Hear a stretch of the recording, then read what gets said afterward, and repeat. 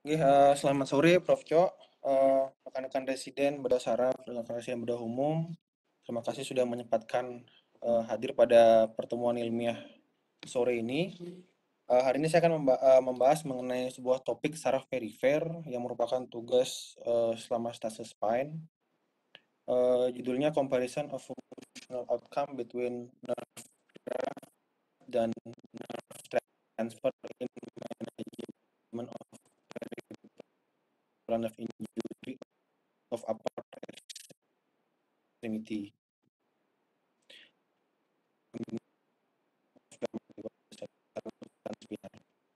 Adapun outline yang akan dibahas ada 6 introduction methods status dan cedera peripheral nerve upper extremity ini yang merupakan suatu kondisi yang memberikan abilitas yang signifikan untuk pasien. Jadi ketika terjadi cedera, tangan tidak bisa bergerak itu sangat memberikan disabilitas sehingga membuat pasien itu stres. Kemudian cedera pada saraf ini juga memberikan impact yang sangat cukup bermakna bagi kehidupan pasien karena kita tahu bahwa gerakan tangan ini kan memang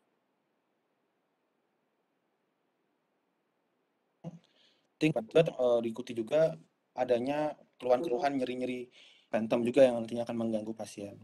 Kemudian kita tahu bahwa ketika saraf mengalami cedera ketika terpotong atau mengalami transeksi, tentu yang paling bagus adalah kita menyambungkannya kembali dengan penjahitan secara primer. Bisa melalui epineural repair, bisa fascicular repair. Namun terkadang kalau seandainya terjadi defek pada saraf, artinya dia tidak bisa didekatkan karena kan kalau kita memperbaiki saraf itu tidak boleh tegang dia, harus dia longgar seperti itu untuk mengakomodasi gerakan saat tangan itu mengalami fleksi dan ekstensi, jadi tidak boleh benar-benar tegang. Terkadang saraf itu pada saat cedera bisa terjadi neuroma, sehingga kita harus memotong neuromanya, atau memang sudah terjadi defek, sehingga perlu dilakukan prosedur rekonstruksi saraf. Tidak memungkinkan untuk dijahit secara langsung seperti itu menyambung, tapi perlu direkonstruksi.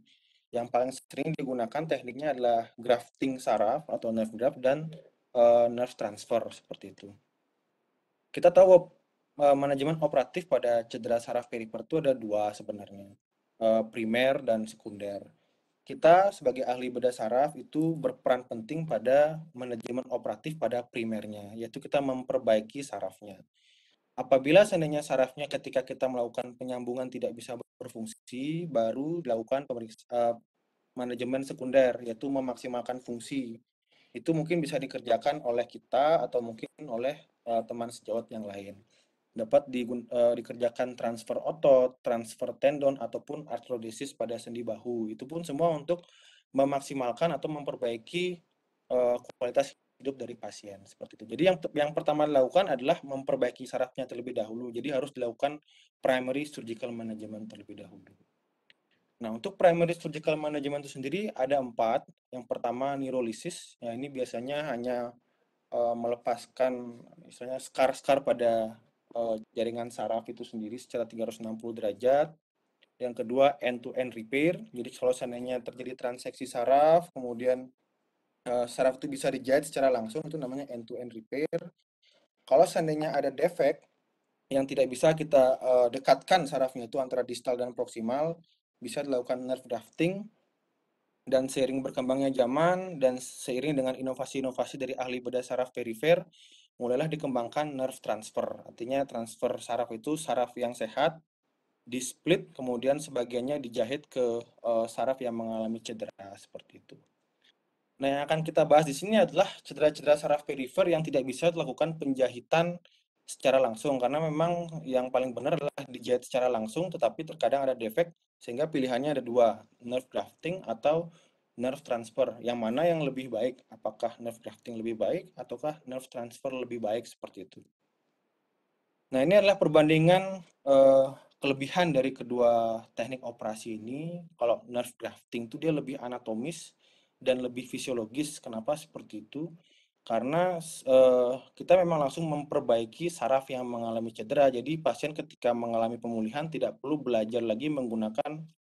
Artinya kalau kita melakukan graft itu kan kita memperbaiki sarafnya langsung. Kalau kita melakukan nerve transfer itu kita mentransfer saraf yang seharusnya tidak di sana. Misalnya saraf untuk menggerakkan leher itu kita transfer untuk bisa menggerakkan bahu seperti itu, atau saraf untuk nafas phrenic nerve kita sambung ke saraf yang bisa menggerakkan bahu. Itu perlu latihan. Nah, itu nerve transfer. Kalau nerve graft tidak, kita langsung mengambil graft contohnya pada sural nerve, kita sambungkan pada saraf yang mengalami defek sehingga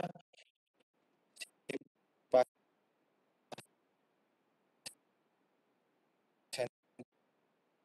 itu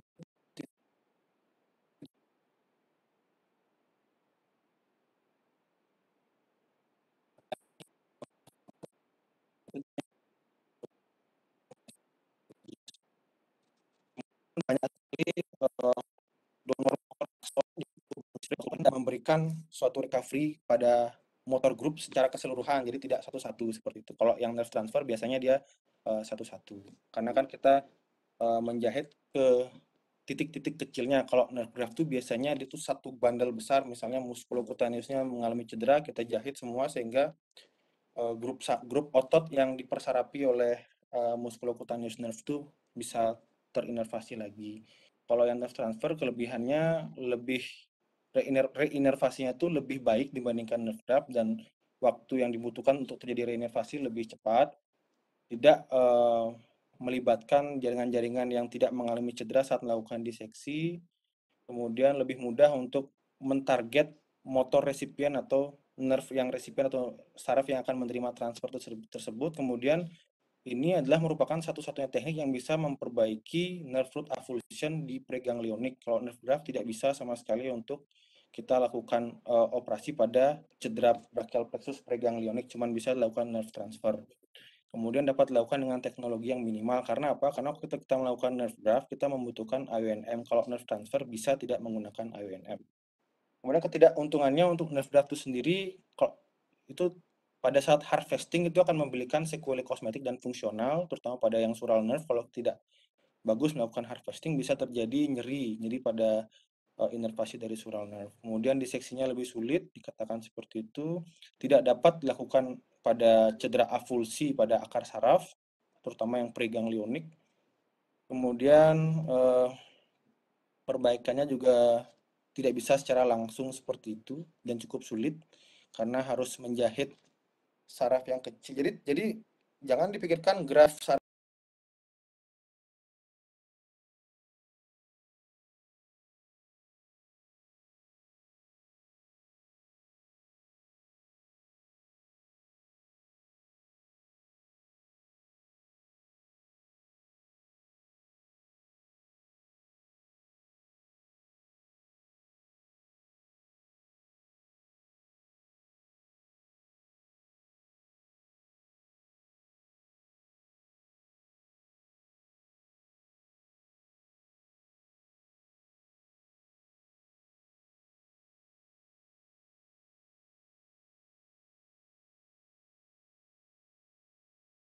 muscular reeducation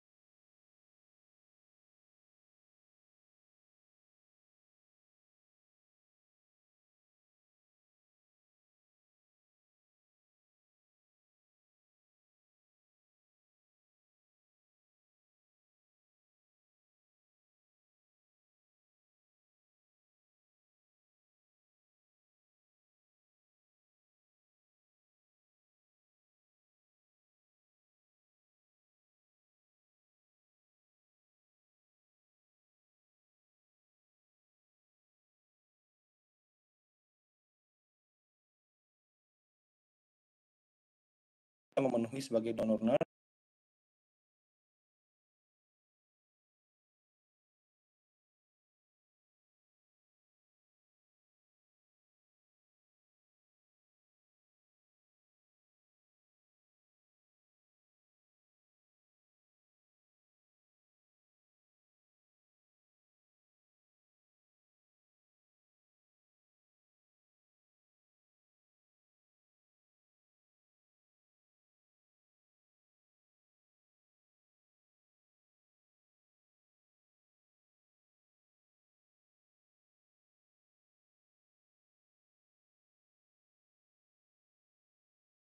Untuk motor itu sendiri juga ada prioritasnya. Dikatakan yang pertama diprioritaskan adalah abduksi dari bahu dan rotasi eksternal dari bahu, kemudian fleksi dari elbow, dan yang terakhir adalah forearm supination. Jadi yang diutamakan adalah yang shoulder abduction terlebih dahulu, fungsi dari suprascapular nerve dan fungsi dari musculus deltoid dari axillary nerve seperti itu. Baru kemudian elbow flexion atau bicep.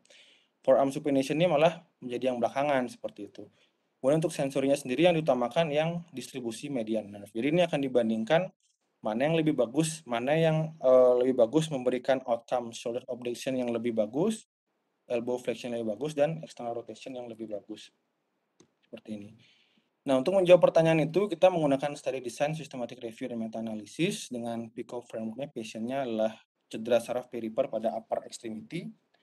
Jadi termasuk brachial plexus juga, dan tidak menutup kemungkinan ada cedera pada musculocutaneous atau ulnar atau radial seperti itu. Dan outcome of interest-nya adalah nerve transfer, karena dikatakan pada hasil-hasil literatur pembacaan literatur, nerve transfer dikatakan lebih baik dibandingkan nerve graft.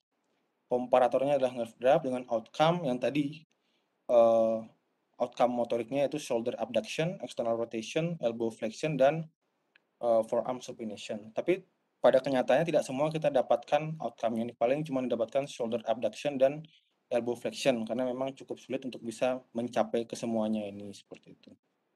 Kriteria inklusinya adalah studi-studi yang membandingkan nerve graft dan nerve transfer pada upper extremity peripheral nerve injury pada bahasa Inggris dan tidak merestriksi tahun publikasi. Ada beberapa studi yang mengkombinasikan teknik antara nerve transfer dan nerve graft, itu mereka kombinasikan. Ada juga yang mencampurnya dengan free muscle transfer, itu tidak kita inklusikan, kita eksklusikan studi-studi yang seperti itu. Kita lakukan search strategi di PubMed, dapatkan 81 hasil initially dengan keyword seperti yang terlihat pada gambar. Kemudian dilakukan critical appraisal dengan GBI checklist, dan outcome yang dinilai itu adalah RR untuk data-data dikotom dan mean difference untuk data continuous, kemudian di pool menggunakan review manager 5.3. Ini adalah prisma diagramnya. Jadi dari hasil studi awal kita searching awal kita mendapatkan 81 hasil. Kemudian dari hasil forward chaining kita melakukan searching pada daftar pustaka dari artikel yang masuk dalam kriteria inklusi. Kita dapatkan 9 artikel tambahan sehingga total 90. Dari abstrak screening 72 dieksklusi karena tidak berhubungan dengan apa yang sedang kita teliti. Total 18 untuk diakses secara full text. 6 artikel dieksklusi karena dia tidak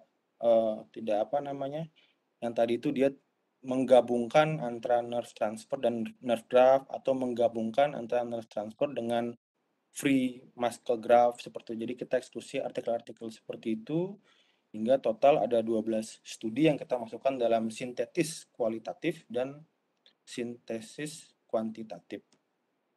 Ini adalah studi-studi yang dimaksud, cukup banyak juga ternyata yang melakukan tindakan ini. Ya mungkin ini summary of finding-nya mungkin akan disampaikan langsung pada meta-analisisnya. Ini kan cuma untuk mendeskripsikan saja. Jadi kebanyakan memang outcome yang dinilai adalah shoulder abduction, kemudian elbow flexion, seperti itu. Jadi fungsi dari supraspinatus, infraspinatus, deltoid, biceps. Jadi jarang sekali yang sampai memperbaiki forearm, otot di forearm, seperti itu. Ya. Nah, ini untuk hasil sintesis kuantitatifnya. Ini sebenarnya menarik sekali sebenarnya hasil meta-analisisnya. Jadi ini untuk forest plot dan funnel plot yang membandingkan motorik outcome antara nerve graft dan nerve transfer pada keseluruhan upper extremity. Jadi overall ya, overall. Jadi kita menilai kalau misalnya dia hasil dari operasinya tuh, hasil outcome-nya itu adalah lebih dari 3 pada pemeriksaan motorik. Jadi artinya dia bisa melawan gravitasi, dia bisa mengangkat tangan melawan gravitasi, itu dikatakan sudah bagus dari penelitian ini. Jadi bisa dilihat sini bahwa memang total untuk nerve graft didapatkan total 100 kasus, nerve transfer 230 kasus, dan yang mengalami perbaikan hingga motorik lebih dari 3 itu ada 66 kasus pada nerve graft dan 178 pada nerve transfer. Sebenarnya ini secara heterogen dia 63% cukup heterogen, sehingga kita semestinya melakukan analisis dengan menggunakan random effect. Nah, dari hasil poolnya ini memang ada kecenderungan dia tuh preferitasnya ke nerve transfer lebih baik, namun masih belum signifikan dengan menggunakan random effect. Tetapi kalau kita menggunakan fixed effect, ternyata dia signifikan seperti itu. Nah, ini cukup menarik karena apa? Karena kalau seandainya kita menggunakan fixed effect, berarti dia hanya melihat sampel-sampel yang di sini aja. Sedangkan kalau kita random effect, dia itu tidak bisa diaplikasikan pada populasi umum. Jadi ada hal yang bias, mungkin dari analisa saya mungkin karena emang efek dari efek surgeon atau operatornya, sehingga ini membuat bias dan hasilnya menjadi heterogen. Tetapi kalau kita lihat pakai fixed effect, ini dia signifikan nerve transfer memberikan outcome atau functional outcome yang lebih baik dibandingkan nerve graft. Tetapi perlu hati-hati karena dia heterogen sehingga dia tidak bisa diaplikasikan langsung ke populasi umum. Dia tidak mewakili populasi umum ini hasil dari signifikannya ini yang tadi. Sehingga perlu hati-hati untuk diinterpretasi atau kita memerlukan sampel yang lebih besar seperti itu. Kemudian untuk perbedaan rata dari kekuatan motorik pasien itu sendiri. Jadi kita menghitung rata kekuatan motoriknya. Jadi kan ada 0, 1, 2, 3, 4, 5 pada kekuatan motorik itu kita ratakan. Untuk perbedaan rata dari motorik outcome itu sama juga, nerve transfer lebih baik dibandingkan nerve graft dengan random effect analysis. Tapi pada fixed effect nerve transfer ini lebih baik secara functional outcome dibandingkan nerve graft. Jadi cukup menarik sehingga kalau kita menambahkan artikel lebih banyak lagi, kemungkinan semakin konklusif hasil dari meta-analisis ini mengarah ke nerve transfer, seperti itu. Kemudian setelah kita cek secara overall, yang ini merupakan perbandingan recovery dari shoulder abduction. Jadi kalau tadi itu overall, kita menginklusi semua shoulder abduction, elbow flexion, kekuatan dari otot-otot yang lain. Kalau yang ini cuman untuk shoulder abduction. Kenapa? Karena shoulder abduction ini merupakan prioritas pertama dalam terapi operatif untuk brachial plexus injury seperti itu. Nah, untuk perbandingan keduanya sama dengan random effect model, tidak ada perbedaan yang signifikan di antara keduanya, namun diamondnya lebih cenderung ke arah nerve transfer. Sama juga ini untuk perbedaan rata kekuatan motorik pada kedua tindakan tidak berbeda secara signifikan. Yang ini untuk recovery dari elbow flexion. Pada random effect, kita coba dengan random effect, memang cenderung ke nerve transfer, tapi masih tidak signifikan. Tetapi ketika kita ubah ke fixed effect, ternyata nerve transfer lebih baik memberikan functional outcome untuk elbow flexion dengan tenaga yang lebih baik dibandingkan nerve graft, seperti itu. Kemudian dari mean difference juga, kalau kita bisa lihat perbedaan rata kekuatan motorik antara kedua tindakan, itu tidak jauh berbeda signifikan, namun ketika diubah ke fixed effect, itu malah signifikan dia nerve transfer lebih baik dibandingkan nerve graft dengan p-value 0,02 seperti itu. Jadi itu perlu kita interpretasikan hati-hati, memang karena cukup menarik juga, sehingga mungkin untuk selanjutnya mungkin kita perlu menginklusi lebih banyak artikel lagi untuk kedepannya. Kita tunggu saja ada penelitian lain lagi mungkin yang membandingkan kedua tindakan ini. Untuk diskusinya sendiri, untuk operasi pada brachial plexus atau upper extremity itu kita perlu tahu juga anatomi dari brachial plexus itu sendiri. Ini memang sangat ribet dan saya pun juga masih belum terlalu hafal. Mungkin saya mengingatkan sedikit aja, ini kalau brachial plexus kan ada rootnya C5, C6, C7, C8 sama T1. Di mana C5 sama C6 ini nanti akan bergabung menjadi superior trunk, C7 menjadi middle trunk, C8 dan T1 menjadi inferior trunk. Seperti itu dulu. Kemudian tiap-tiap trunk ini akan menjadi dua divisi, anterior dan posterior division. Keseluruhan posterior division dari superior, middle, dan inferior trunk menjadi posterior cord. Anterior division dari superior dan middle menjadi lateral cord. Dan anterior division dari inferior menjadi medial cord. Kemudian penamaan dari cord ini adalah berdasarkan letak dari arteri arteri aksilari. Jadi kalau arteri aksilari sini berarti medialnya ini, yang posterior cord di belakang dari arteri aksilari, dan yang lateral cord terletak di lateral dari arteri aksilari. Yang perlu diperhatikan di sini adalah clavikula. Jadi kalau kita operasi brachial plexus itu ada namanya supraclavicular approach, ada infraclavicular approach. Bisa teman-teman lihat di sini yang mana yang bisa diakses dari supraclavicular, yang mana bisa diakses dari infraclavicular. Batasnya adalah pembagian divisi dari brachial plexus itu sendiri. Jadi kalau dia di bagian root sampai ke trunk itu lebih bagus menggunakan, bukan lebih bagus, memang aksesnya dari supraclavicular. Sedangkan kalau dia lebih ke distal dari division itu dia menggunakan infraclavicular approach seperti itu. Setelah itu untuk kemudian mereka bercabang menjadi cabang-cabang akhir, contohnya pada lateral cord bercabang menjadi musculocutaneous dan bagian lateral dari median nerve, kemudian posterior menjadi axillary nerve dan radial nerve, dan yang medial cord menjadi cabang median dari median nerve dan ulnar nerve seperti itu. Ada juga cabang-cabang penting lainnya yang mungkin pada di sini di bagian trunk itu sendiri ada namanya ini dorsoscapular nerve yang bisa digunakan untuk nerve transfer, ada long thoracic nerve yang sama juga mungkin bisa digunakan untuk nerve transfer yang di bawah ini, teman-teman bisa lihat, dan ada phrenic nerve. Kemudian yang bisa digunakan lagi itu adalah percabangan di cord-nya. Contohnya pada medial cord ini ada medial pectoral nerve, dia letaknya di dekat proximal ini mungkin medial pectoral nerve. Kemudian ada thoracodorsal nerve itu di posterior cord, tidak kelihatan mungkin di sini. Mungkin seperti itu penjelasan singkatnya untuk anatomi yang berhubungan dengan upper extremity peripheral injury. Nah, kalau tadi itu adalah kartunnya, ini adalah surgical anatominya. Nah, jadi ini supraclavicular approach. Bisa lihat ini clavikula, ini di supra ada di clavikula. C5 C6 menjadi satu upper trunk, C7 middle trunk, C8 T1 menjadi lower trunk. C5 C6 C7 memberikan percabangan menjadi long thoracic nerve. Long thoracic nerve ini dia mempersarafi senatus anterior. Kalau dia mengalami cedera, jadilah yang namanya wing scapula. Terus scapulanya seperti ke arah medial ya. Teman-teman bisa lihat nanti kalau ada kasus-kasusnya. Kemudian yang penting juga ada SSN, suprascapular nerve. Ini mempersarafi infraspinatus sama supraspinatus untuk fungsi dari shoulder abduction. Dia tuh bercabang di upper trunk.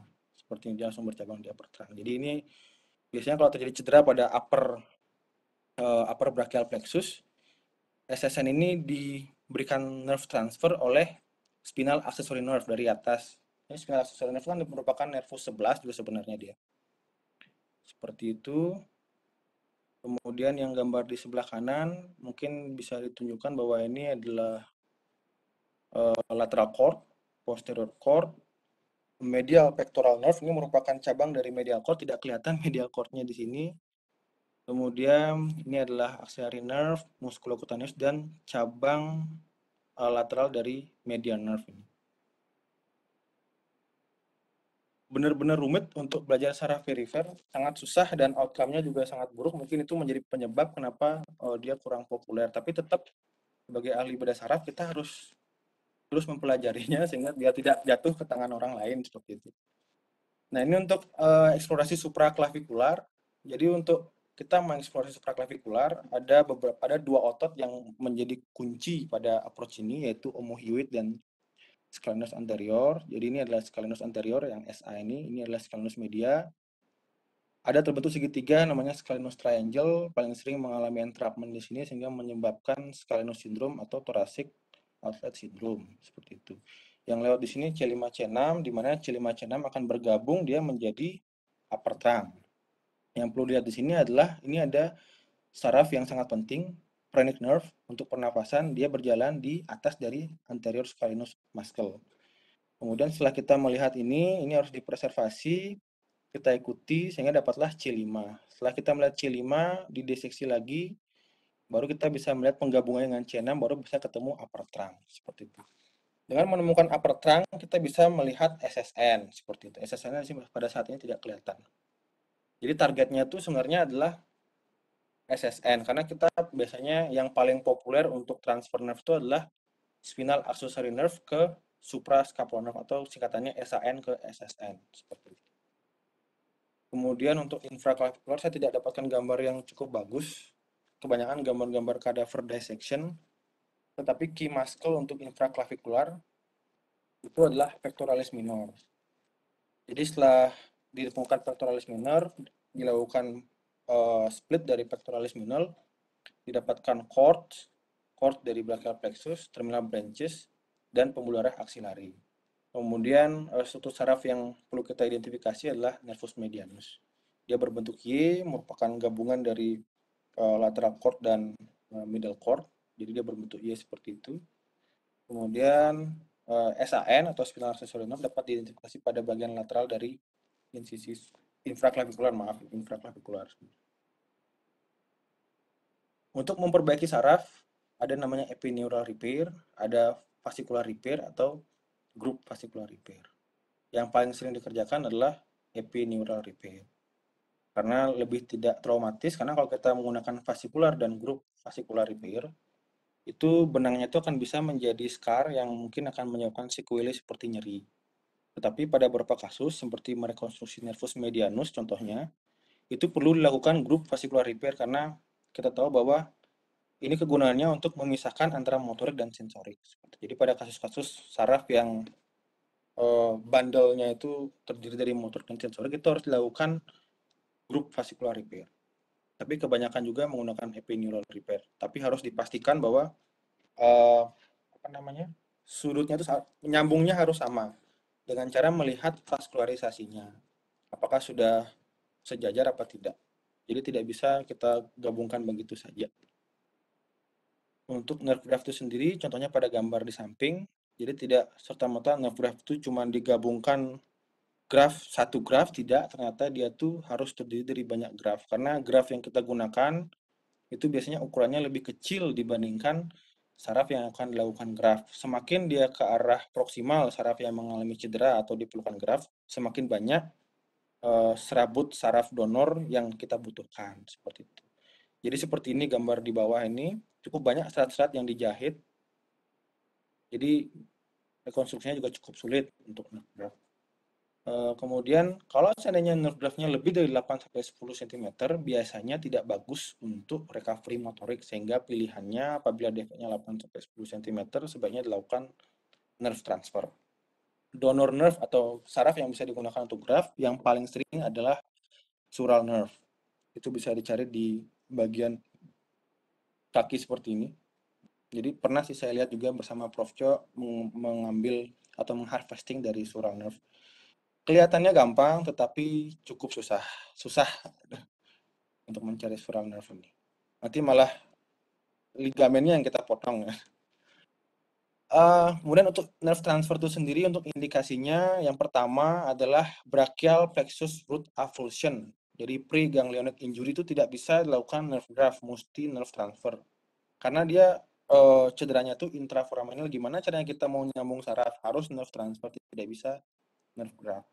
Kemudian lesi-lesi saraf yang dikatakan terlalu di proksimal, walaupun mungkin bisa dilakukan grafting, tapi sulit, sebaiknya dilakukan nerve transfer. Kemudian cedera saraf yang dikombinasikan dengan adanya cedera pada tulang dan vaskular itu sebaiknya dilakukan nerve transfer, karena kalau kita melakukan nerve graft, otomatis kita harus membuka area yang mengalami cedera itu lagi. Dikatakan diseksinya susah, bisa terjadi cedera yang lebih lanjut, sehingga lebih prefer untuk melakukan nerve transfer dibandingkan nerve graft. Adapun target-target yang paling sering untuk recipient nerve dari nerve transfer itu ada suprascapular, singkatannya kalau teman-teman baca SSN, kemudian axillary nerve, dan musculocutaneous nerve. Jadi semua ini sebenarnya fungsinya untuk shoulder abduction dan elbow flexion. Kalau suprascapular dan axillary untuk shoulder abduction kan menginervasi spinatus dan infraspinatus yang kita cari. Musculocutaneous bicepnya yang kita cari. Jadi semua memang tujuannya untuk shoulder abduction dan elbow flexion. Ini common donor nerve-nya yang paling sering kalau SSN, SAN, spinal accessory nerve, tapi tidak menutup kemungkinan juga C5 atau C6. Untuk axillary, biasanya tricep branch dari radial nerve atau medial pectoral nerve. Singkatannya MPN. Kalau MCN biasanya intercostal nerve bisa digunakan, PN dan ulnar nerve fascicle bisa digunakan juga. Bisa juga di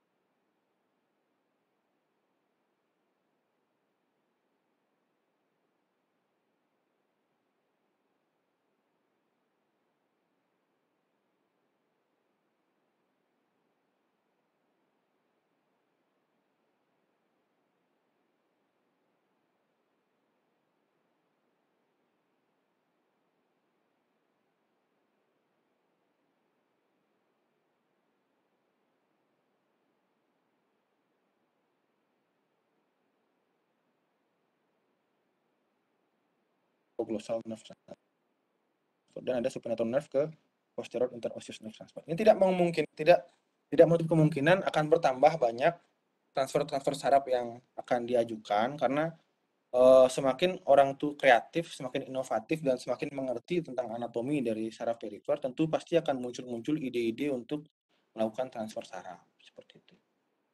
Jadi untuk intercostal transfer itu sendiri biasanya di transfer ke arah SSN atau ke MCN. Dimana kalau SSN untuk shoulder abduction, MCN untuk elbow flexion seperti itu.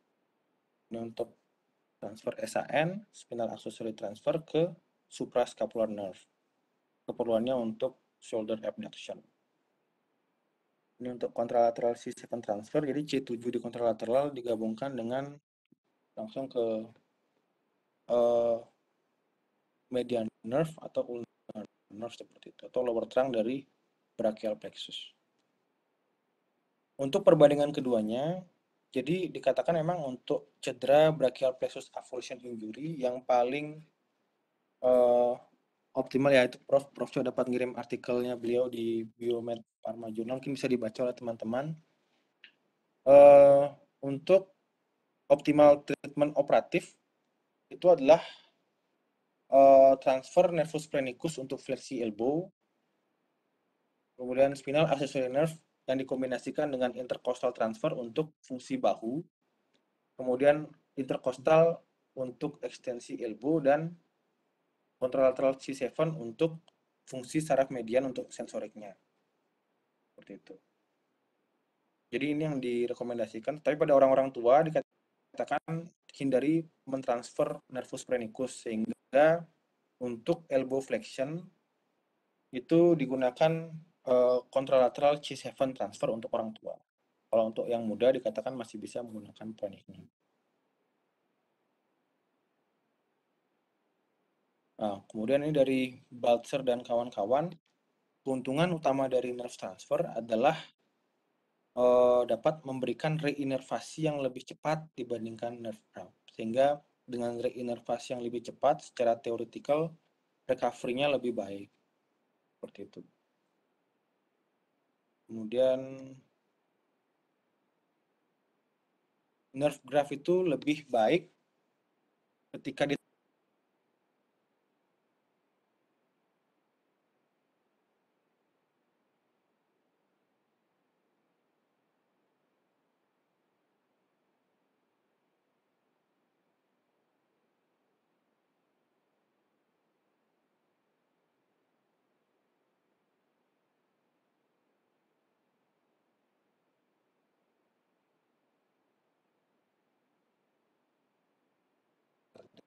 melakukan di daerah sana. Itu dikatakan menurut Wolfe dan kawan.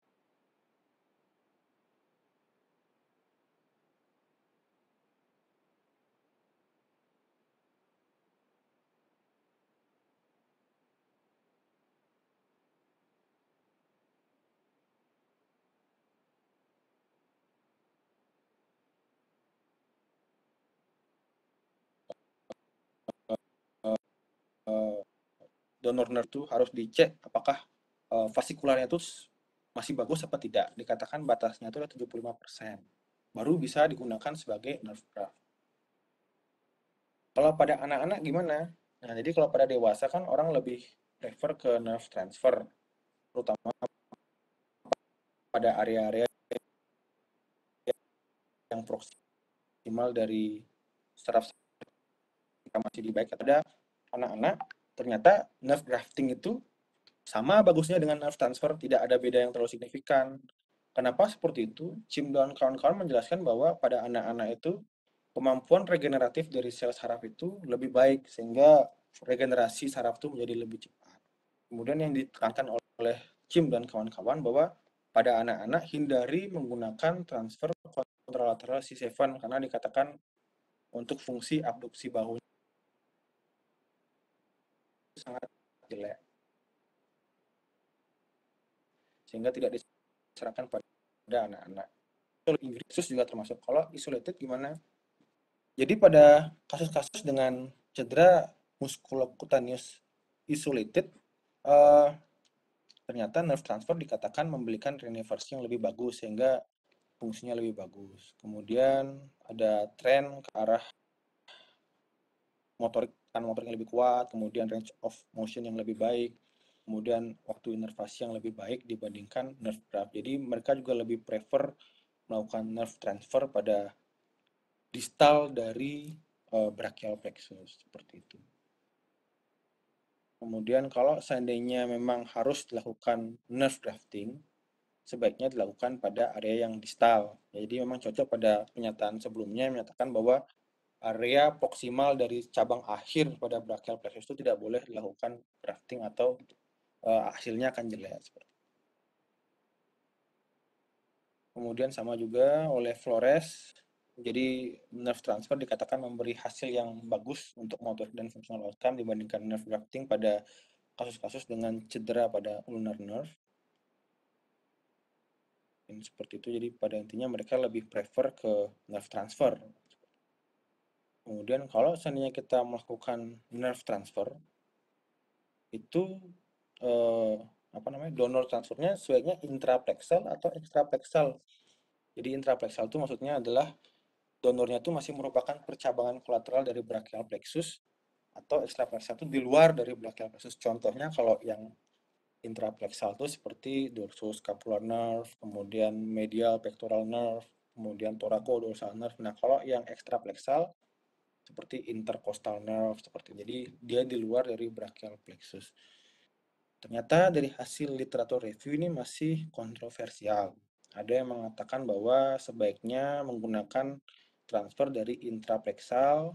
Jadi ada dua artikel yang saya temukan menggunakan intraplexal, yaitu Samardzich dan Simic. Mereka menggunakan intraplexal dan hasilnya lebih baik dibandingkan nerve transfer dari extraplexal. Dan kalau yang El Gamal ini malah menyarankan untuk menggunakan donor extraplexal seperti itu. Jadi memang masih kontroversial mana yang lebih baik, bisa-bisa saja sehingga mungkin kedepannya penelitian untuk membandingkan donor nerve intraplexal dan extraplexal itu menjadi lebih menarik, mana yang lebih baik seperti itu. Sehingga kita berakhir pada konklusi, ada 4 konklusi yang bisa saya sampaikan dari hasil studi ini, walaupun mungkin masih banyak kekurangan. Jadi untuk nerve transfer maybe more superior karena memang hasilnya itu harus hati-hati diinterpretasikan.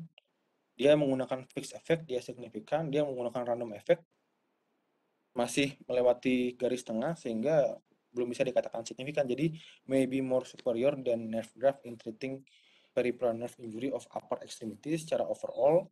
Kemudian tidak ada perbedaan yang signifikan untuk recovery dari shoulder abduction antara nerve transfer dan nerve graft pada manajemen brachial plexus injury. Nerve transfer mungkin lebih superior dibandingkan nerve graft mengenai recovery elbow flexion pada manajemen dari brachial plexus injury.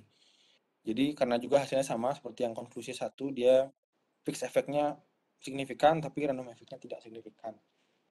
Kemudian dibutuhkan lebih banyak studi untuk dilakukan pooling pada meta-analisis selanjutnya untuk memberikan konklusi yang lebih kuat sehingga kita bisa menggunakan fixed effect dan hasilnya signifikan seperti itu sehingga bisa diaplikasikan untuk populasi. Jadi Tidak sekedar cuman kebetulan atau karena surgeonnya yang hebat seperti itu. Untuk rekomendasinya sendiri, nerve transfer sebaiknya dipertimbangkan sebagai teknik yang diutamakan atau prefer teknik pada cedera brachial plexus postganglionik. Karena kalau dia preganglionik mesti nerve transfer, tapi kalau dia postganglionik kan bisa nerve transfer dan nerve graft, tapi dari hasil meta-analisis ini sebaiknya nerve transfer digunakan sebagai prefer teknik. Kemudian nerve transfer juga perlu dipertimbangkan sebagai prefer teknik pada peripheral nerve injury pada upper extremity, terbukti dengan outcome yang lebih baik dibandingkan nerve graft pada musculocutaneous nerve injury, kemudian ulnar nerve injury, dan isolated axillary nerve injury. Kemudian untuk rekomendasi yang ketiga, untuk studi selanjutnya sebaiknya berfokus pada membandingkan saraf donor mana dan saraf resipien mana yang bisa memberikan optimal result untuk functional outcome dari pasien, terutama saraf donornya, apakah dia intrafleksal atau ekstrafleksal, mana yang lebih baik. Mungkin seperti itu, Prof. Sama dengan thank you dengan mengingat jasa-jasa pahlawan karena Hari Pahlawan kemarin 10 November. Seperti itu, mungkin terima kasih, Prof. Terima kasih Eka sudah mempresentasikan perbandingan komparasi pada brachial plexus injury treatment ya. Silakan kalau ada pertanyaan.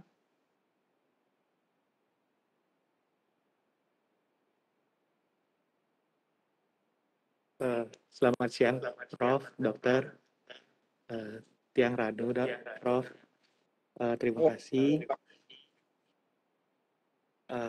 atas presentasinya, Dokter Eka. Izin bertanya, Dokter. Dari hasil penelitian tadi antara baik itu nerve graft maupun nerve transfer, targetnya adalah dari restorasi motorik. Tapi kenapa indikator yang kita pakai itu adalah improvement dari shoulder abduction dan elbow flexion, Dokter? Terima kasih, Dokter. Tadi siapa yang nanya? Maaf, tadi siapa yang nanya? Dokter siapa ya? Ranu. Yang Ranu, Dokter.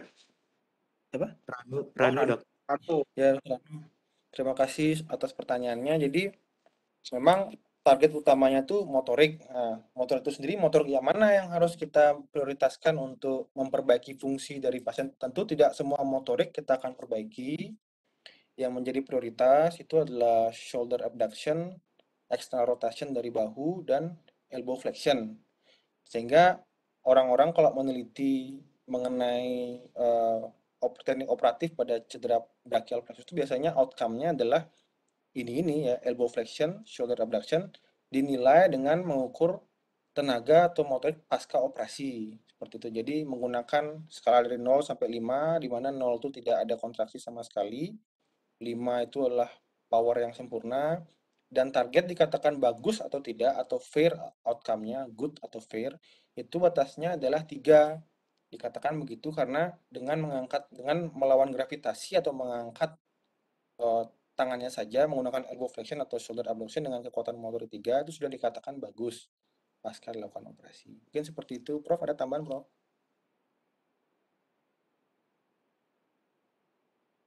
Ya, mungkin sebagian besar audien belum paham karena memang ilmu saraf periferi ini bukannya ditinggalkan ya, tapi tidak terjamah gitu ya.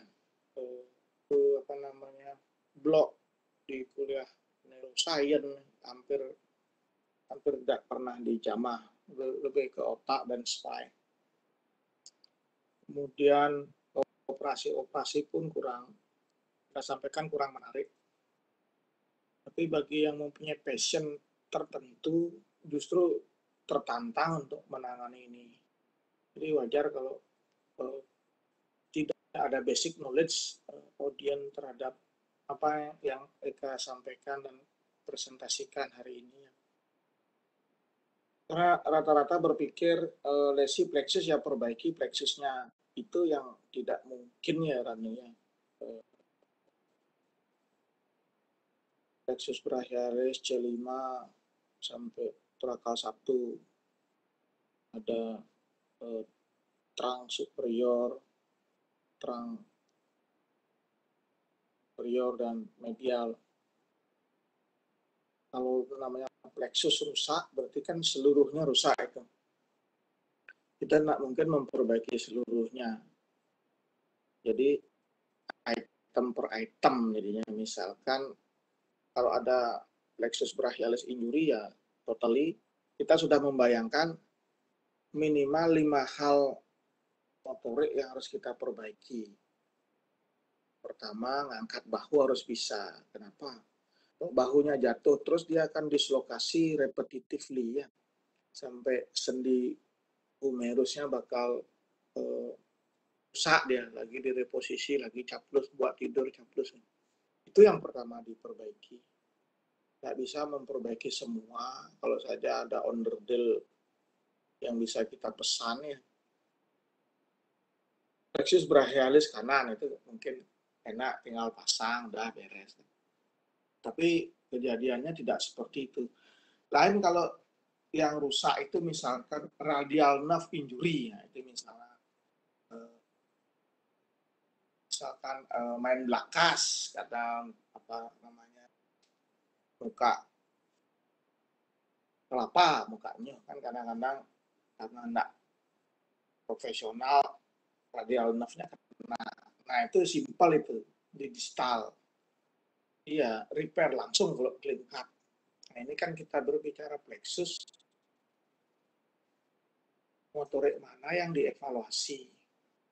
Nah overall setelah tahu ada kerusakan plexus dengan trunkus, kemudian divisi, ordo, dan cabang-cabang akhirnya itu terganggu seluruhnya, kita harus memprioritaskan. Yang pertama adalah angkat bahu agar tidak terjadi dislokasi terus-menerus. Yang kedua, paling tidak sikunya bisa fleksi. Setelah bisa fleksi, langkah ketiga kita harus usahakan sikunya bisa ekstensi lagi. Jangan fleksi terus, nanti spastik. Itu udah 3 operasi. Yang keempat, kita harus usahakan dia bisa memutar atau pronasi dari antebrachinya. Setelah bisa memutar antebrachi, kita harus usahakan dia bisa supinasi dari wrist. Belum jari-jari. Jari-jari sama sekali tidak tersentuh. Jadi itu 5 operasi minimal kalau kita mau berbicara primary. Apa kenyataannya, Prof? Kenyataannya lebih ke sekundari saat ini. Jadi alih-alih untuk memperbaiki shoulder abduksi, orang-orang lebih memilih mematikan sendinya. Jadi Eka sempat menyebut tentang arthrodesis. Jadi namanya saha prosedur ya. Sendinya dimasukkan di skru. Jalan pintas itu ya. Itu biasanya teman-teman kita di Brachial Plexus Society. Isinya enggak ada bedah saraf di sana, justru adanya ortopedi dan bedah plastik. Hand surgeon dari ortopedi dan hand surgeon dari bedah plastik. Mereka akan lakukan transfer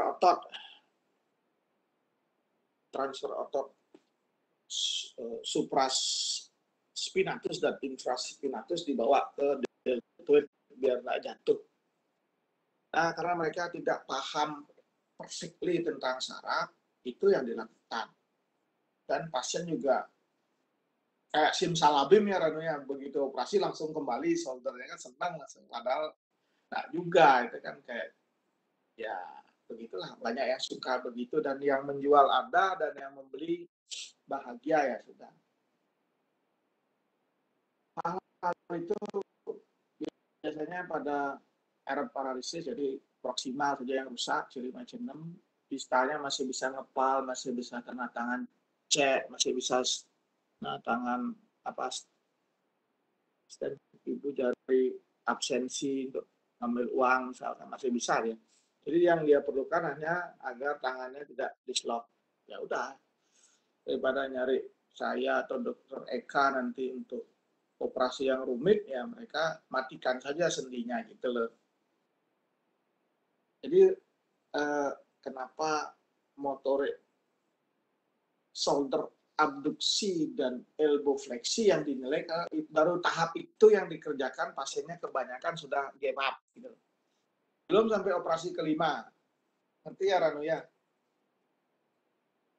Pengalaman saya baru 3 tahap sudah nak nongol-nongol pasiennya.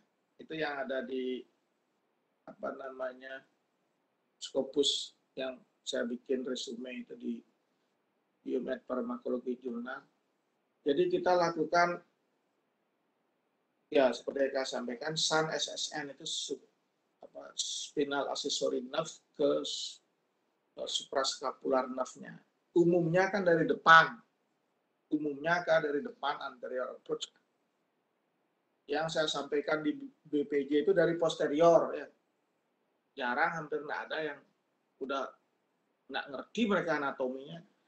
Jadi yang suprascapular approach itu kan dari depan. Saya ngambilnya dari belakang. Sehingga pasiennya tetap bisa. Ada 2 pilihan. Anterior approach, kenapa dari belakang? Scarnya biar nggak rame ya. Siapapun yang mendengar, yang interest ini biar paham. Mungkin di video-video operasi atau optek peripheral nerve surgery kebanyakan menyajikan gambar yang jelas lugas dari depan. Yang seperti saya sampaikan kan dari depan itu kan. Di mana letak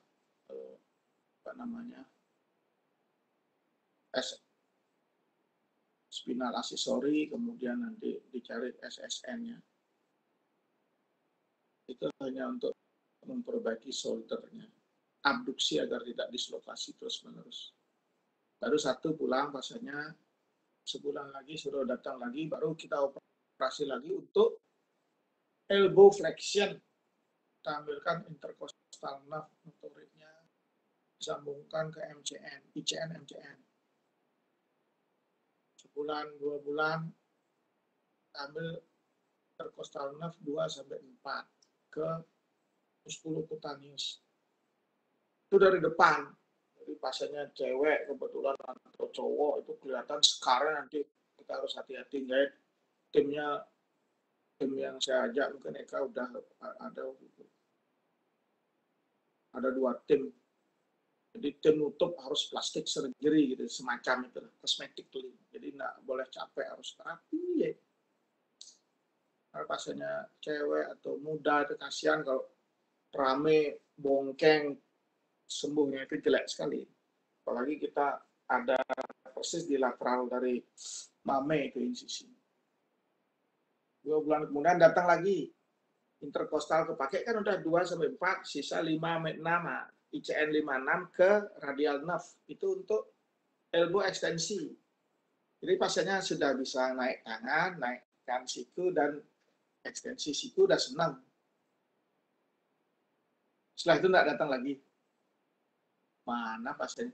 Belum yang kita lakukan, belum ke pronasi dari antebrachi atau forearm, belum supinasi dari wrist, belum.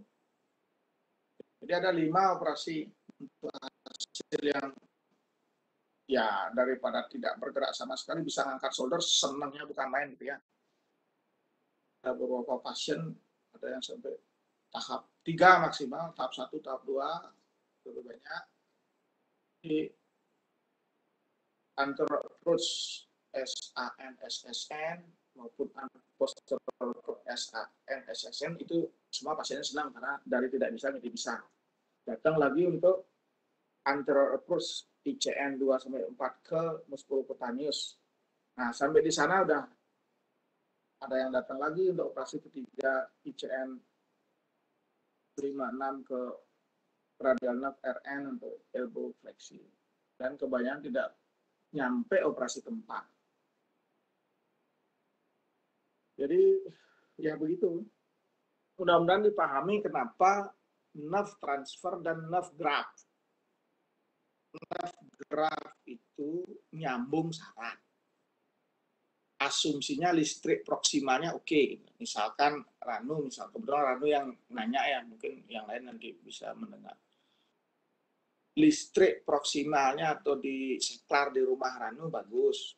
Nah, yang rusak itu kabel lampu di taman, ya kan? Kan nggak perlu kita minta listrik ke tetangga kan, yang kebetulan tamannya dekat sama rumah tetangga, nggak perlu.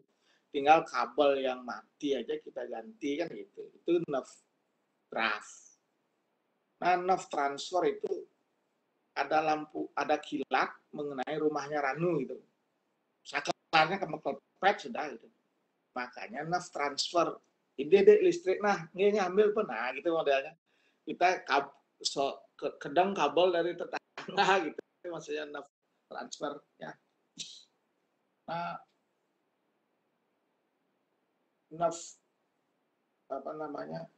Transfer pun bisa dari rumah kita sendiri kalau kerusakannya tidak di apa namanya itu, bukan hanya saklar yang ngatur apa namanya listrik di perumahan itu apa namanya, kalau itu masih baik ya, kalau listrik di perumahan itu masih baik. Di rumah kita mungkin percabangan ke lantai 1 aja yang rusak, masih bisa kita ambilkan kabel intraplexalnya ya. Jadi dengan asumsi bahwa saklar itu VCB ya, VCB pengaturan lantai 1 aja yang baik, yang lantai 2 rusak ya, kita ambilkan listrik di intraplexal, itu maksudnya Rani ya.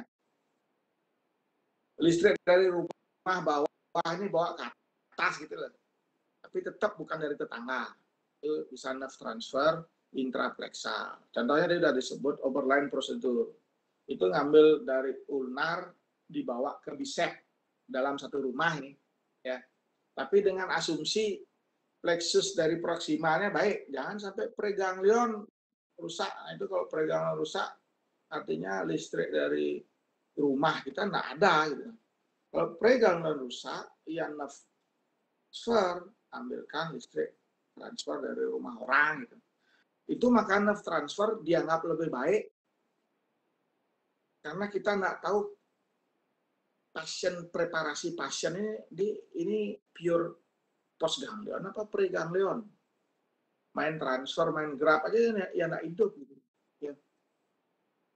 Jadi itu kenapa nerve transfer itu cenderung lebih baik, dan Eka membuktikan secara fix bukan secara random ternyata lebih baik kalau memang dia preganglion rusaknya. Diambilkan listrik yang tidak ada hubungannya dengan C5 sampai T1. Seperti tadi kan diambilkan dari spinal accessory nerve itu kan ya cranial nerve yang di atasnya, di atas kerusakan, berarti kan listriknya ada ya gitu.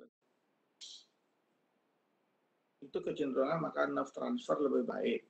Tapi aneh kalau kita ngambilkan listrik dari luar manakala ternyata kerusakannya tidak seburuk itu, bukan preganglion. Makanya perlu tadi disebutkan cek dulu EMG-nya. Kalau postganglion berarti listrik kita ada. Coba pikirkan, apakah intraplexal yang mana? Kalau nggak bisa apa namanya ngangkat bahu, ya coba somsa prosedur ya dari apa radial ke tricep. Jadi radialnya kita korbankan, tapi tricepnya membaik gitu. Separuh aja, jangan semuanya. Overlane prosedur dengan catatan listriknya ada gitu ya. Misalnya intraplexal. Jalan mula ini jalan mula. Kalau mau bicep ambilkan dari ulnar. Median jangan lu tahu T ya. Median jangan tahu T. Kalau mau memperbaiki bicep ambilkan dari ulnar. Ulnarnya kita bukan orang lain. Ditransfer separuhnya. Karena ulnar kan ada percabangannya. Jangan dipotong ulnarnya lagi. Ulnar bawahnya tidak bisa gerak. ambil separuhnya transfer, bisa side to side atau end to side ya. Itu kalau memperbaiki bicep. Kalau memperbaiki tricep, somsa prosedur namanya. Ambil dari resipiennya tricep, ambil dari radial ya. Long radial ya. Nah, itu kalau intraflexal. Jadi transfer dengan asumsi masih baik listriknya. Prof, bagaimana kalau dikasih listrik dulu sehingga preganglion berubah menjadi membaik ada listrik? Ya itu ide yang berkembang di kepala saya. Dia kerusakan preganglion. Kita ambilkan listrik dulu dari luar yang kita perbaiki, yang kita sambungin C5 C6-nya bukan ke SSN-nya misalkan. Spinal aksesori kita kasih listrik ke C5 C6. Ini kan lebih banyak jadinya listrik yang ada dibanding langsung kita ke SSN. Itu ngerti maksudnya? Nah, begitu trunkus superior membaik, ya paling tidak kita punya listrik untuk radial. Nah, sampai ke bawah membaik. Itu ide yang masih di kepala saya, belum kita kerjakan ya. Jadi instead of SAN, saya maunya ini prefer SAN C5 C6. Kemudian kalau tidak pada orang tua, preniknas ke C7, C8. Nah, gitu kan. Baru nanti mungkin long thoracic kita bawa ke C8 trokal 1. Jadi trunkus superior trunk, medial trunk, inferior trunk, ada listrik dulu gitu, ngerti ya kayak? Listriknya memang transfer dari ekstraplexal jelas, tapi kita membuat plexus baru gitu loh. Bisa dipahami ya? Nah, nanti baru kita perbaiki apa yang kurang. Itu kira-kira untuk masa depan lebih baik. Atau mungkin interkostal yang agak tinggi, interkostal 1 dan 2 motoriknya kita kasih supply ke C8 TH1 itu untuk memperbaiki inferior trunk. Jadi kalau inferior trunk diperbaiki ya sampai ke divisi ordo ke bawah paling tidak ulnar sama median ada listrik di sana. Kurang lebih seperti itu. Mudah-mudahan dipahami apa yang saya sampaikan. Ada lagi pertanyaan? Gini, Prof. Ini kan ide yang bagus sebenarnya, Prof. Tadi yang Prof bilang yang SAN ke C5 C6. Tapi kalau misalnya pada semua misalnya terpotong nih, Prof. Yang mungkin memang langka C5 sampai T1 terpotong, itu kan rasanya long thoracic nerve kan nggak bisa juga disambungkan ke C8 T1, Prof, karena sudah ikut mati juga, nggak gitu ya, Prof ya? Nah, ini kan kita lihat yang mana nanti matinya, tapi ide-ide untuk memperbaiki seproksimal mungkin gitu. Kalau ada yang bisa kita ambil selain long thoracic mungkin di belakang ya, thoracodorsal juga bisa ya. Pokoknya memberi listrik agar terbentuk plexus brachialis baru gitu. Iya. Jadi tadi kan prenik bisa, yang dekat-dekat itu kan prenik bisa dibawa, terus spinal aksesori bisa, thoracodorsal mungkin agak jauh. Kita carikan yang lain untuk memperbaiki. Itu masih belum ada bukti itu bisa. Tapi kalau kita punya kreativitas itu enggak masalah, itu yang penting kan memberi listrik baru. Atau C7 kalau lateralnya, Prof, dibawa ke C8 T1.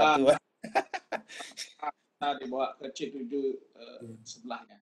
Tapi itu kan baru ide kan, baru ide. Yang sekarang ini pertanyaannya Ranu ya seperti itu. Kenapa?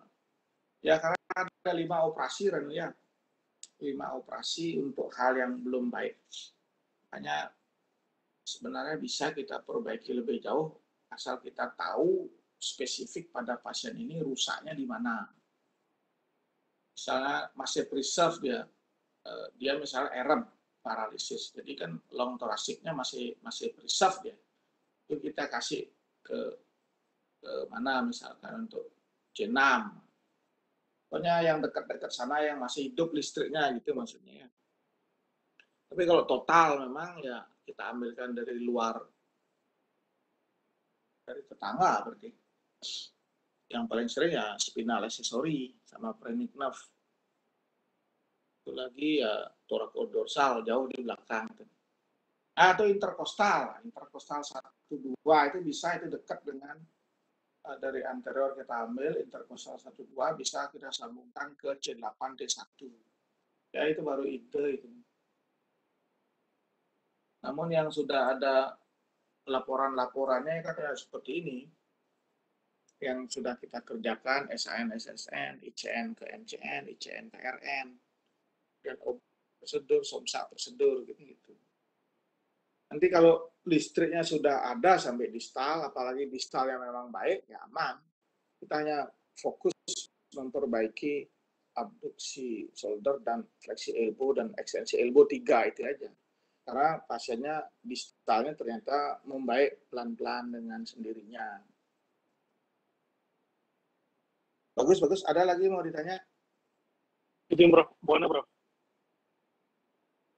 Ya Buana silakan. Mudah-mudahan pertanyaan. Ya. Bro. Ya, sederhana mungkin Bro. Itu tadi kan ide apa juga bagus. Saya mau tanya itu kalau kita mau nerve transfer itu mungkin dokter Eka ada baca atau mungkin Prof untuk jumlah dari nerve yang ditransfer itu apakah berpengaruh ya? Misalnya kita interkonsultan misalnya mau ke itu kita sambungkan, tadi kan Prof 2-4, tapi mungkin apakah kita transfer misalnya 4 atau mungkin kalau lebih bagus nih kan dibandingkan kita transfer cuma 2 untuk hasil apakah lebih cepat untuk penyembuhan dari outcome motoriknya atau sama aja. Terus kalau misalnya kita kurang nih, misalnya kita sudah pakai kayak tadi kan operasi bertahap, kita sudah pakai misalnya interkostalnya udah pakai tadi 2-4, kita pakai yang untuk yang elbow-nya itu kita mau tambah cari lagi interkostal lain mungkin agak jauh, jadi kita nggak bisa sebanyak waktu kita untuk soldier abduction itu nggak sebanyak itu kita bisa transfernya. Apakah kita bisa transfer itu dari interkostal kita transfer sama dari nerve yang lain kita transfer ke nerve recipientnya? Jadi misalnya satu dari interkostal, satu lagi tadi kan contohnya dari misalnya medial pectoral gitu, sama-sama kita bawa ke sana. Apakah mungkinkah seperti itu apa tidak mungkin?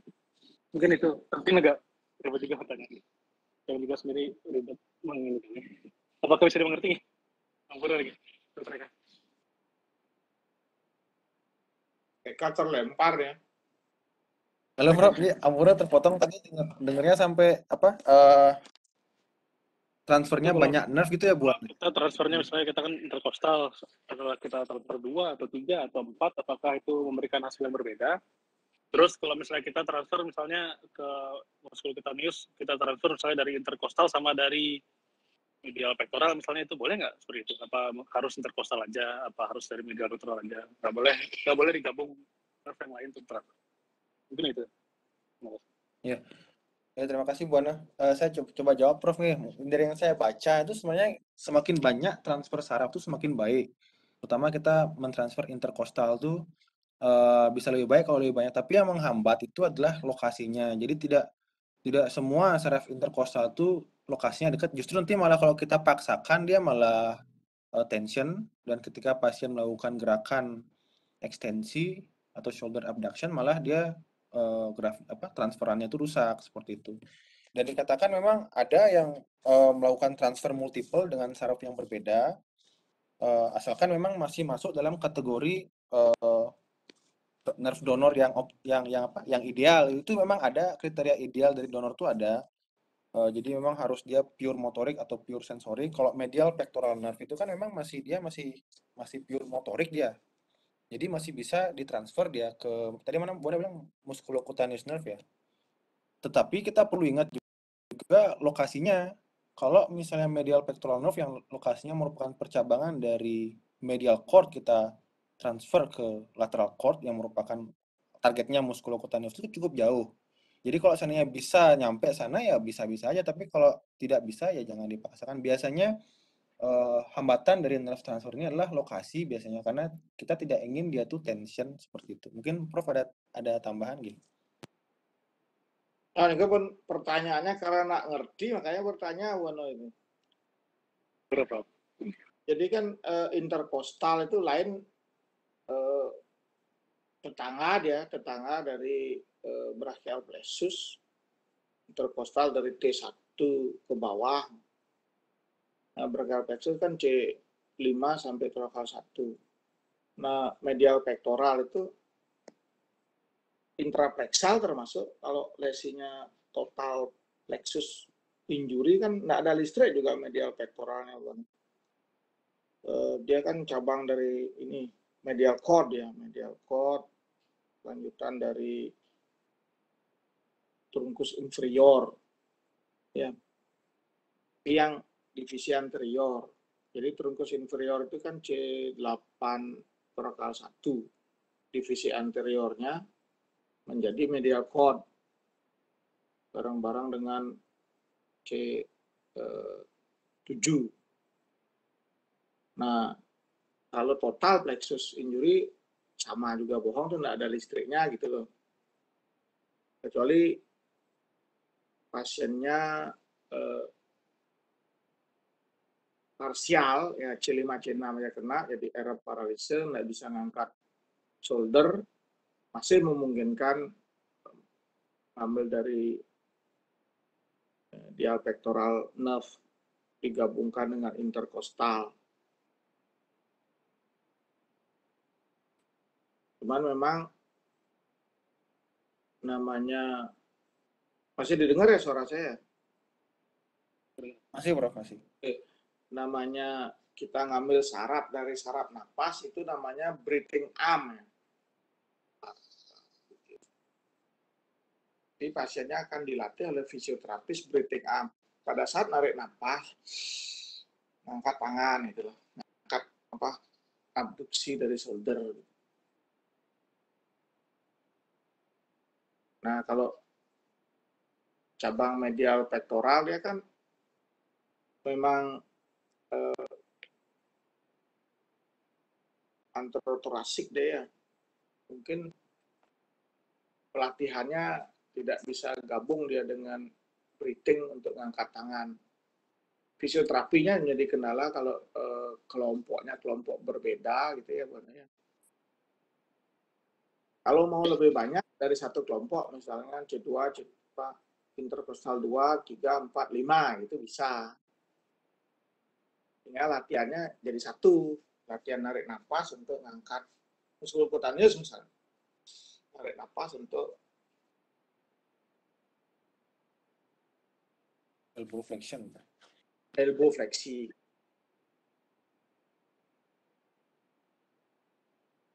Nah, itulah modelnya.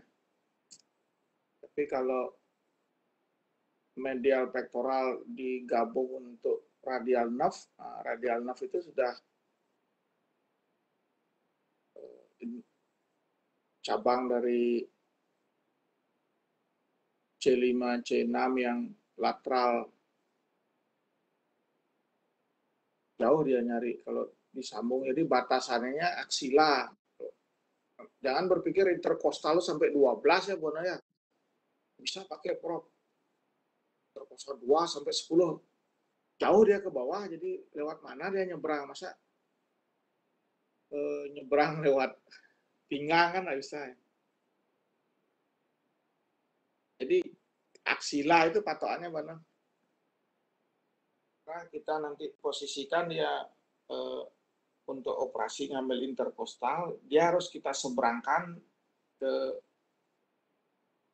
margo lateral dari otot pectoralis major ini untuk mencari saraf di lengan gitu ya. Jadi yang terjauh baru sampai interkostal 6. Kalau 7, 8, 9 terlalu jauh di bawah dia. Mungkin kalau kita mau nyambungkan ke spinal cord itu pernah saya kerjakan. Jadi interkostal 8 sampai 12 saya masukkan ke spinal cord. di konus di L1, L2 itu memperbaiki proprioceptif dan fungsi kencing, tapi motoriknya tetap dengan baik. Jadi lain lagi ceritanya. Mudah-mudahan Buana ngerti itu ya. Bro. Ya, ini kan yang pikirkan, bro. Kalau misalnya memang tidak mungkin, tadi kan kalau misalnya sumber nerve beda, kemungkinan yang tadi kan susah nanti reedukasi muscle-nya nih, bro. Tadi yang bilang kan bisa napas barengan sama ini, tapi kalau memang tidak mungkin berarti dari awal operasi 5 tahap, dari tahap pertama sudah harus kita pikirkan berapa nih? Dari maksudnya berapa transfer yang mau kita ambil misalnya supaya nanti nggak kehabisan saat kita mau operasi ketiga atau keempat.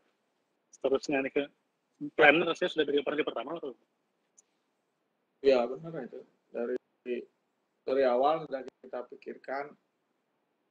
Makanya nanti untuk kan kita udah sambung sebenarnya sama SAN, SSN, operasi kedua ICN 2 sampai 4 misalnya ke MCN, operasi ketiga ICN 5 sampai 6 ke RN. Nah, setelah hidup ini kabel-kabel MCN dan RN-nya kan artinya ada listrik ke bawah ke forearm itu logikanya. Nanti di forearm baru kita intraplexal ambil listriknya untuk gerakan apa namanya pronasi dari antebrachi biar bisa dia pronasi ya. Nah yang paling distal untuk supinasi itu memang diperlukan yang di kontralateral C7 mungkin itu belum sempat pasiennya datang ya. Kita prepare dari awal kalau udah interkostalnya habis ya gimana lagi gitu. Apalagi sural nerve-nya sudah habis gitu misal. Mungkin menggunakan sintetik ya selain sural nerve kan bisa juga ulnar nerve, bisa juga yang bagian divisi hutannya ya, jangan divisi motornya. Dan kenapa perlu banyak? Mungkin Buana nanti kalau lihat baru tahu interkostal karena kecil, muskulokutaneusnya kayak ibu jari gitu gedenya kan. Ya kalau disambung satu ya jelas satu biji interkostal biar ngirit misalnya Buana kan suka ngirit, ide-idenya suka ngirit. Prof gimana kalau muskulokutaneus sambung dengan interkostal 2 saja, jadi sepertiga ukurannya, kemudian biar nggak banyak ngabisin interkostal. Terus apa namanya itu untuk elbow fleksi, untuk elbow ekstensi, gimana RN-nya disambung dengan interkostal 3 gitu misalkan. Jadi yang join biar ada aja bergerak dikit-dikit. Ya sama kayak lampu yang 100 watt dikasih listrik yang kurang kan dia redup ya Buana. Gitu aja logikanya. Ya. Saya gerak tapi induk saja juga males pasiennya gitu.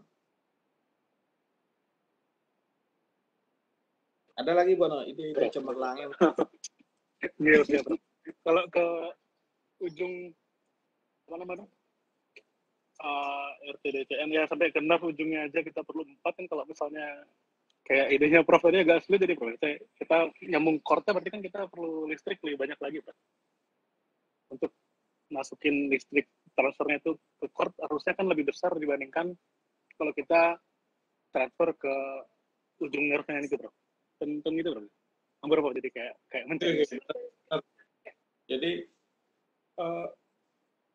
kalau kita ingin memperbaiki yang distal, di proksimal kita kasih listrik. Tapi kalau kita ingin memperbaiki proksimal ya sudah proksimalnya kita kasih nerve transfer gitu. Kenapa ingin memperbaiki distal biar tumbuh plexus brachialis baru gitu. Artinya dia perkabelan di rumah itu kan masih utuh. Tidak ada putus katakan, tidak ada terbakar. VCB lantai 1, lantai 2 utuh. Yang tidak ada tuh listrik dari PLN itu misalnya Buana. Kita ingin menghidupkan lampu di taman seperti tadi. Apakah mau lampu tamannya pinjam di sebelah atau listrik dari tetangga langsung ke lampu taman, bypass kan? Yang hidup cuma lampu taman kan gitu pasti. Atau kita minta listrik tetangga itu menginervasi kabel rumah semuanya kan itu. Memang jadinya di tetangga mati listriknya, kadang-kadang marah tetangganya. Itu baru ide. Atau tetangga meklepet listriknya gitu. Karena dayanya nggak muat. Ya, jadi upaya dan usaha itu sedang berjalan ya. Jadi yang ada ya seperti itu aja, baru nyambung ini nyambung itu untuk memperbaiki ini ya. Mudah-mudahan dipahami ya. Ya, Prof. Itu semua, Prof. Bagus, Bono. Jadi nanti kita coba kembangkan divisi saraf perifer. Kalau perlu kita buatkan generator baru listriknya yang bisa, ya teknologi sekarang pasti bisa lah untuk baklofen intratekal bisa kita tanam dan beri apa namanya kayak remote control untuk memompa, termasuk es anode. Kayak anode itu bisa ditanamkan di jantung untuk sumber listrik. Kedepannya pasti bisa, saya rasa.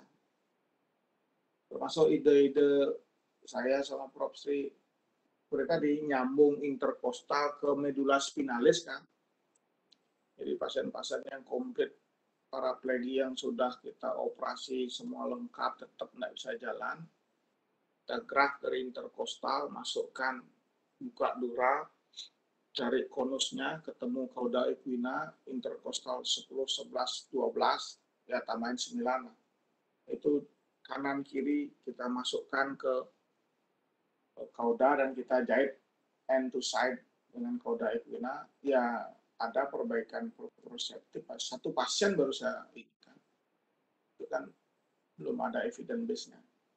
Itu senang sekali ya, udah proprioceptifnya membaik, udah tahu ibu jarinya diangkat atau ditekan, kemudian bisa merasakan nyeri di analnya, bisa merasakan feses lewat sphincteran ini kan lumayan. Belum lebih jauh kita sambungkan ke motorik, karena motorik kan ada di ventral ya, kabelnya kependekan. Kalau di graf malah nggak baik, harus langsung ya. Kadang kalau nerve transfernya kurang bisa di graf ya Bono ya. Cuman grafnya jangan lebih dari 8 cm. Cuman lama tumbuhnya. Kadang kan dapat kita nerve, misalkan kayak tadi interkostal 7-8 misalkan, mau kita bawa ke distal dari vertebrae, itu kan kependekan dia. Ya kita tambahkan graf. Jadi tercapai dia sambungannya tapi panjang. Yang paling bagus sih langsung, jadi interkostal langsung ke muskul cutaneus idealnya. Kalau kependekan ya sambung. Jadi tidak hanya nerve transfer, termasuk nerve graft dalam satu waktu, itu jangan bingung. Ini nerve transfer apa nerve graft? Dua-duanya. Tujuannya nerve transfer, tapi karena kependekan diisi nerve graft gitu ya. Nerve graft yang dimaksud itu adalah nyambung saraf tok tanpa nyari listrik. Ada apa itu pada tadi? Misalkan luka di radial nerve, harusnya clean cut kan langsung di repair. Tapi karena neglected, nyeri dia karena neuroma, ya kita harus neurolisis dulu, potong malahan kan, kedoan dia, nah, itu di graf. Itu jelas itu, proximal sama distalnya jelas, grafnya jelas, sudah nggak pakai transfer. Mudah-mudahan dipahami ya. Ada lagi pertanyaan? Iya, Prof. Selamat sore, Prof. Nah, Stefan silakan. Mudah-mudahan sulit pertanyaan. Terima kasih untuk presentasinya dari Dr. Eka. Mungkin yang mau konfirmasi masalah teknik penjahitan ini, Prof. Saya sendiri baru pernah mengikuti 2 kali untuk nerve graft, kalau nggak salah waktu itu ya nerve graft dari spiral nerve kita ambil. Itu kan kita lakukan penjahitan tekniknya ya di jam 3, jam 9, jam 12, jam 6. Lalu apabila kita gunakan misalkan 2 atau 3, kan spiral nerve itu kecil sekali, apabila kita gunakan lebih, sebaiknya nerve graft ini kita sambungkan dulu satu sama lain dan menggunakan jahitan atau bagaimana? Lalu saat kita sambungkan nantinya ke resipiennya, apakah bisa kita nanti tambahkan glue, semacam glue untuk supaya memastikan, Prof, apa kita takutkan dengan pemberian glue justru akan menunda konduksi listriknya atau seperti bagaimana nih? Soalnya itu yang masih belum dapat yang terbaik kira-kira seperti apa. Terus itu untuk yang pertama. Terus yang kedua tadi mungkin yang Prof sempat singgung masalah pasien dari intercostal nerve kita sambungkan ke spinal cord itu kebetulan dia kan sempat ikut pasiennya nih Prof untuk operasinya. Kalau yang dari terakhir konfirmasi bagus sih Prof. Semua pasiennya masalahnya nggak pernah ke Sangla Prof, nggak mau dia datang ke Sangla katanya karena COVID itu terakhir di follow up kan dia kalau nggak salah sekitar 6 bulan pasca operasi itu lagi tengah-tengah COVID. Yang seperti Prof katakan untuk berkemih, untuk BAB dia sudah bisa merasakan, sudah lebih baik. Terakhir sempat kita hubungi lagi, katanya kakinya sudah bisa digerakkan Prof. Mungkin tapi katanya mau konfirmasi Ambro Prof. Katanya dia mau datang ke praktek pribadi ke Prof waktu itu untuk ngeceknya tapi nggak tahu jadi berarti nanti coba yang cek lagi soalnya nggak mau ke Sangla dia Prof. Oke. Ini ke mantan Prof yang mau tanyakan. Terima kasih Prof. Berarti ada usaha-usaha itu ada kemajuan. Ya langsung aja kalau dilem lebih baik lagi karena memastikan dia tidak lepas dan sebagainya dengan apa namanya. Sekarang nggak harus pakai sural nerve, ada bahan-bahan mau berapa panjang juga ada. Tapi apa katalog sudah terdaftar atau belum nggak tahu ya. Kalau lem nanti pakai aja lem apa yang ada BioGlue atau apa bisa. Yang kemarin operasi saya pakai lem juga kok, yang mungkin Stephen nggak ikut itu. Setelah sambung lem aja, gitu. Jadi dia pasti banget nyambung gitu. Bagus Stephen pertanyaan. Ada lagi pertanyaan? Izin Prof dengan Martin Prof. Izin Prof. Ya silakan Martin. Terima kasih Dokter Eka.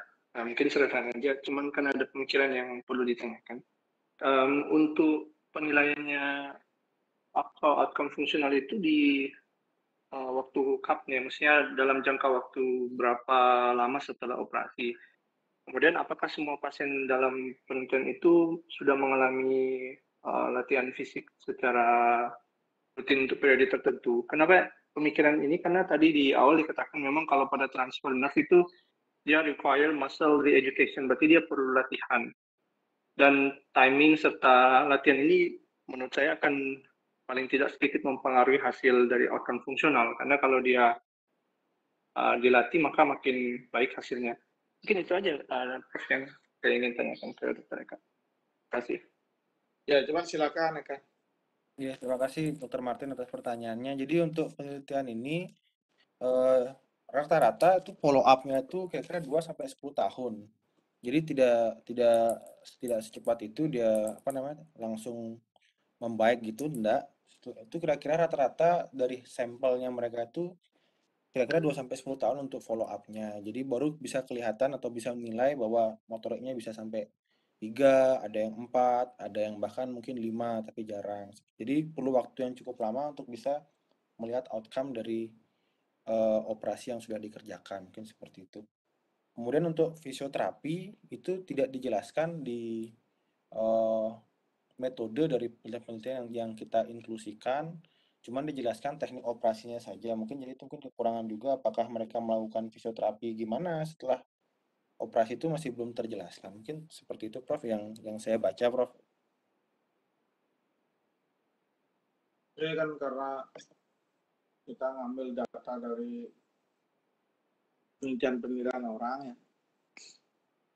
Kita kalau saraf itu kan 1 mm per hari kalau kondisinya baik. Kalau kita pakai graf misalkan 3 cm aja, ya 30 hari baru ada sensasi terbakar dulu, kayak burning, baru sensibility-nya membaik, baru motoriknya. Ya mulai latihan tuh setelah lukanya sembuh supaya enggak lepas jahitannya dan incomplete healing gitu ya. Sembuhnya kan 6 minggu biasanya, baru mulai fisioterapi. Memang harus dilatih untuk mengenalkan kabel berbeda untuk bola lampu berbeda, itu memang harus dilatih. Kalau enggak dia akan mengalami silent atau dead limb ya. Dia tidak sambungnya baik, tapi karena dilatih tidak ada gunanya juga. Seperti kalau mata gitu misalkan, itu kan saraf juga, saraf optik. Kalau kita punya minus 3 yang kiri, yang kanan normal, nah kita nggak pakai kaca itu tetap bisa melihat ya, seperti baik-baik aja. Tapi lama-kelamaan mata yang minus 3 ini akan menjadi lazy deh. Itu yang berbahaya. Nah, baru ditutup mata kanan, ambliopia lazy yang buta dia jadinya. Itu sama dengan saraf ini neurolopia, analogi dengan ambliopia. Disambung bagus, tapi nak dilatih, nggak ada gunanya juga. Nggak ada listrik yang mengalir gitu. Jadi kita nyambung kabel ke lampu taman, tapi nak dikletek-kletekin lampunya. Kabelnya oke, tapi tetap nggak hidup listriknya ya. Makanya harus dicoba listriknya di mana, perbaiki apa kurangan gitu. Kurang lebih seperti itu ya Martin ya. Jadi perlu exercise, tapi tunggu sembuh dulu. Selama belum sembuh, biasanya pasien kita pasangkan back slap di minggu pertama dia pulang, kemudian arm sling agar betul-betul tidak ter-stretching. Kalau stretching lepas semua, nggak ada gunanya. Arm sling diistirahatkan tangannya. Jangan dicoba-coba, pasti belum ada gerakan apa, jangan main-main, dimain-mainkan biar nggak lepas jahitan, sambung-sambungan epidural suture. Setelah 6 minggu, luka di dalam juga sudah nyambung, sarafnya sudah nyambung, nah baru mulai exercise, dicek EMG setiap 3 bulan, apakah ada listrik yang nyata atau kadang-kadang listrik ada tapi belum bergerak. Nah ini harapan, terus dilatihnya. Kira-kira oke udah Martin? Iya, Prof. Terima kasih dokter. Ya makanya sering tanya itu kalau ada pasien CKR dengan fraktur clavicle kan sering saya tanya, motoriknya baik nggak, jangan kita lolos ya. Karena kalau kita nggak diagnosa dari awal, masuk ke hand surgeon di ortopedi atau di teman kita bedah plastik, ya nggak akan disambung sarafnya. Mereka akan secondary seperti yang tampilkan di bagan itu, yaitu transfer tendon, arthrodesis sendi, yang gitu-gitu dikerjakan. Kalau untuk eksplorasi plexus brachialis belum kayaknya. Kalau di luar negeri mereka yang ngerjakan overland teknik itu kan dari bedah plastik. Somsak prosedur itu bedah plastik. Karena saking seringnya ada ide-ide kayak tadi, coba ini sambung sini, coba ini sambung sini. Ya kan?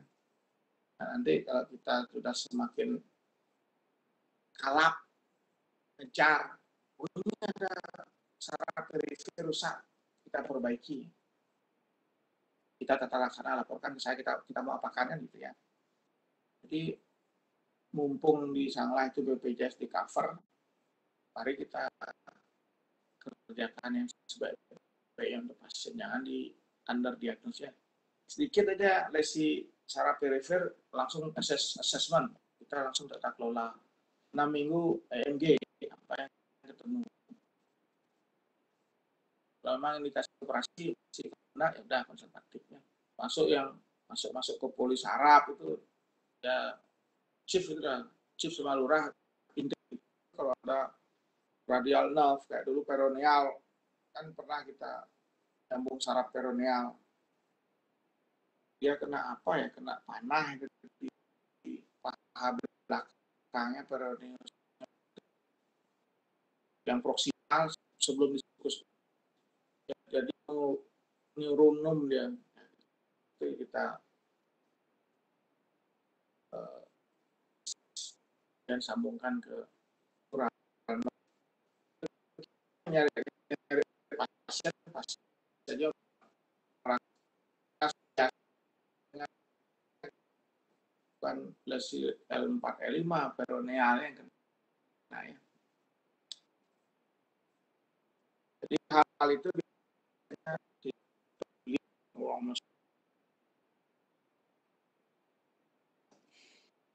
kita cari, kita assess, kita ajak, kalau kita jemput biar dapat kasusnya. Kayak gitu caranya agar kan peripheral nerve itu kompetensi SP1. Kalau kasusnya enggak ada, meskipun saya ada yang ngajarin, apa ya mau kita ajarinnya gitu ya. Kalau nanti chip di poli aktif juga, barangkali teman-temannya di neuro sesama chip tuh ngobrol-ngobrol. Ada lesi plexusing, ada lesi tibialis anterior atau peroneal atau carpal tunnel atau ulnar nerve kompresi, ya tanya-tanya aja. Kalau ada ambil ya. Semakin banyak kasus kan semakin terlatih. Ada CTS kan sudah semua sudah dapat itu. Eka sudah pernah ngerjakan, Stephen, Martin udah, Bu Ano sudah. Nah, yang belum ini kan mudah-mudahan pasien yang dijadwalkan minggu depan tuh punya Ether Golden bisa kalian pelajari ya. Yang belum kan Glenn sama Biondi. Bah, ikut sana ya. Pasiennya jarang biar bisa dimengerti.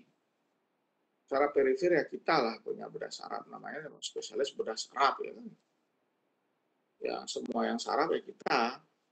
Kecuali kita yang nggak mau ngambil, kan teman-teman yang lain untuk membantu pasien kan boleh-boleh aja, nggak boleh dilarang ya. Ada lagi pertanyaan bagus ya Eka. Jadi kita lanjutkan ke penulisan artikel biar ada publikasi. Prodi biar banyak publikasinya. Any question? Mudah-mudahan sudah bisa dipahami ya. Residen yang baru, bagus, Ranu sudah mulai bertanya. Dan yang lain tidak bingung, apa yang dibilang, ngomong apa itu ya? Chief-chiefnya. Ini memang konsumsinya memang agak senior baru paham ya. Yang lain silahkan introduce saya dulu, memperkenalkan. Ya. Baik, kalau ada pertanyaan bisa saya akhiri ya.